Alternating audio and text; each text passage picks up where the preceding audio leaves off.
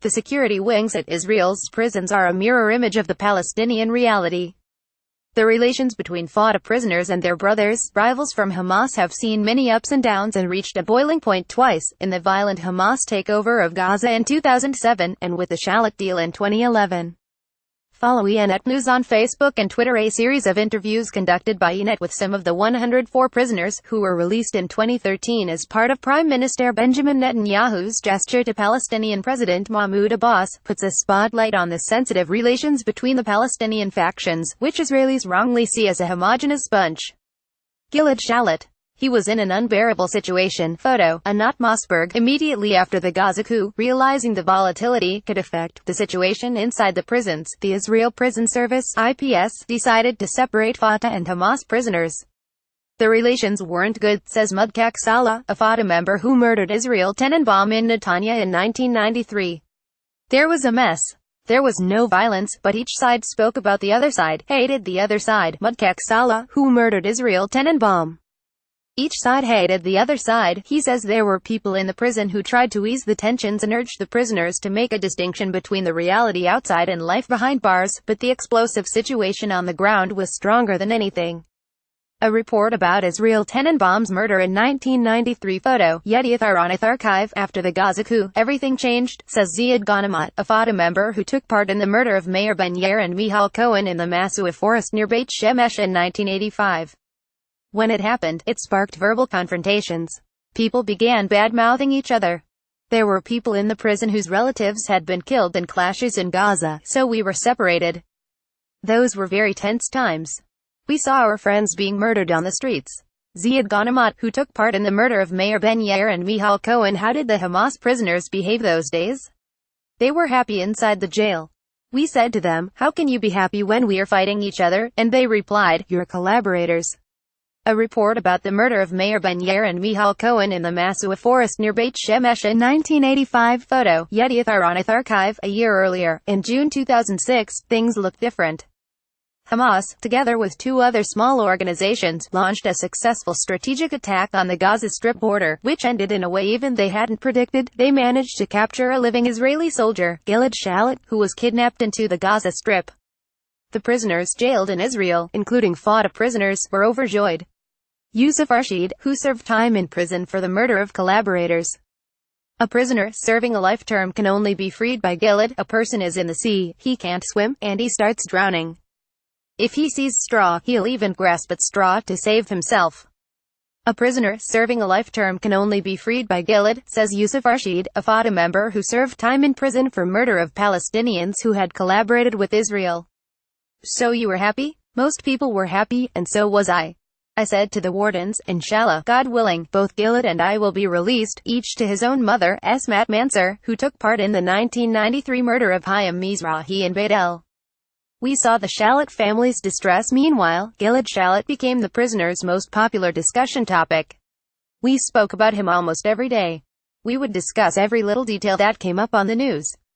We realized that Gilad's release meant the release of hundreds of Palestinian prisoners. Esmat Mansour, who took part in the 1993 murder of Hayam Mizrahi in Beit El, recalls. A report about Hayam Mizrahi's murder before the Oslo agreements. Photo, Yedioth Ahronoth Archive. We were afraid he would commit suicide. We hoped they were taking good care of him, so he wouldn't commit suicide, because he really was in an unbearable situation. No one can get through a year or 5 years underground without any contact with the outside world. The veteran prisoners were touched by Aviva and Noam Shalit's battle to free their son, although none of them concealed the interest behind the empathy. We saw their distress and their difficulties, Mansour says. Karnat Goldwasser. We admired her. Photo, Moran Shavit. Karnat Goldwasser, the widow of Ehud Goldwasser, an Israeli soldier who was kidnapped by Hezbollah in July 2006, became a symbol too, and we admired her, he adds. We saw her fight to find out if her husband was alive or dead. Some prisoners wrote to Noam and Aviva Shalit, "We see your battle, and we hope he returns safely." Did they respond? No. Unfortunately, they didn't. The negotiations over Gilad Shalit's release was held inside the prison too. Yahya Sinwar, who would go on to become the Hamas leader in Gaza, was jailed in Israel at the time together with Tawfiq Abu Naim, today the head of Hamas security apparatuses in the Gaza Strip, and Rahim Mushtaha, a member of the Hamas leadership in Gaza. Sinwar was one of the people who had the power to approve or thwart the negotiations. His brother, Mohammed Sinwar, was one of the architects of the Shalit abduction.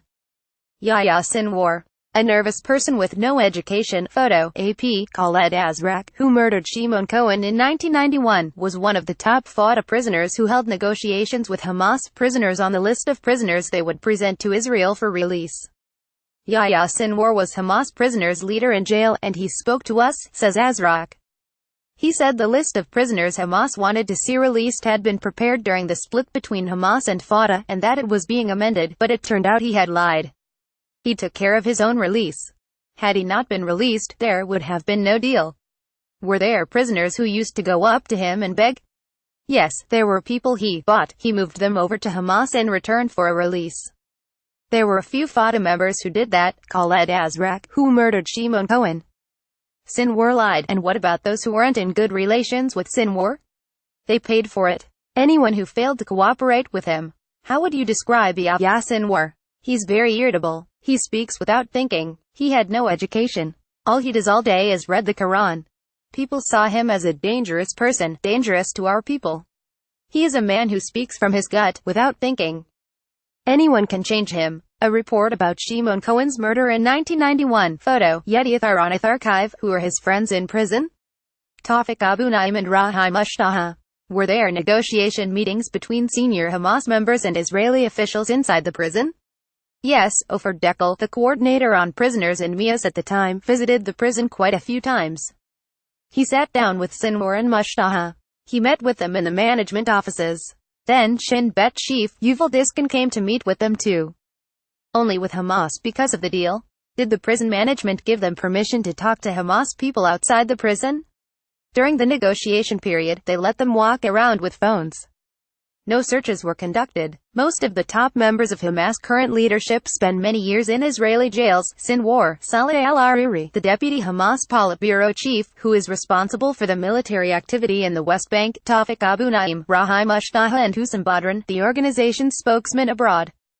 According to Azraq, the Hamas leadership in prison was very cooperative with the prison management. Celebrations in Ramallah after the August 2013 prisoner release, photo, Ohad Zwigenberg. Did Rahim Ashtahi have conversations with Israeli wardens? Inside the prison, Hamas are more moderate than Fatah.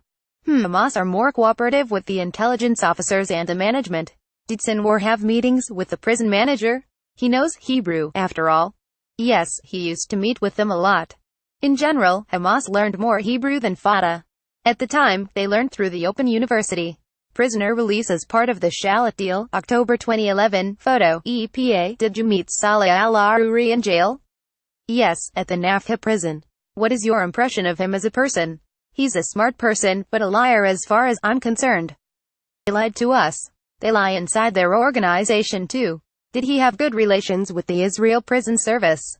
Yes, the entire Hamas leadership had good relations with the IPS, because they are a more close-knit group than Fatah. Almost all of Fatah's longtime prisoners say that in the final stages of the deal, Hamas leaders made them believe they were on the list of released prisoners, but their disappointment was as big as their expectations. Some said they didn't believe for a single moment that Hamas would include them in the lists, but most spoke about their big disappointment. Khaled Azraq, who murdered French tourist Annie Lay on the day of the deal, when the prison gates opened, I felt bad, says Khaled Azraq, who murdered French tourist Annie Lay in 1991. My friends were released, and I kept thinking, why am I not being freed too? Why am I being left in prison after 20 years? I was very angry with them. I didn't speak to anyone. I sat on the bed and just smoked.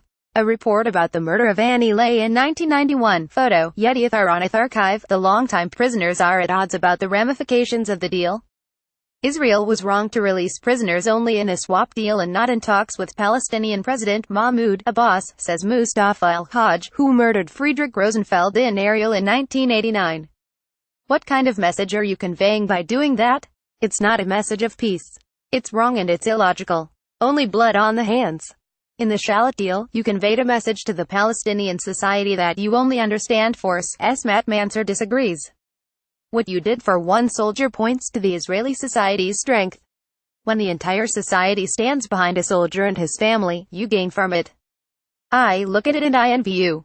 When it comes to these issues, I would expect my own leadership to act like the Israeli leadership, and I would expect my society to be like the Israeli society.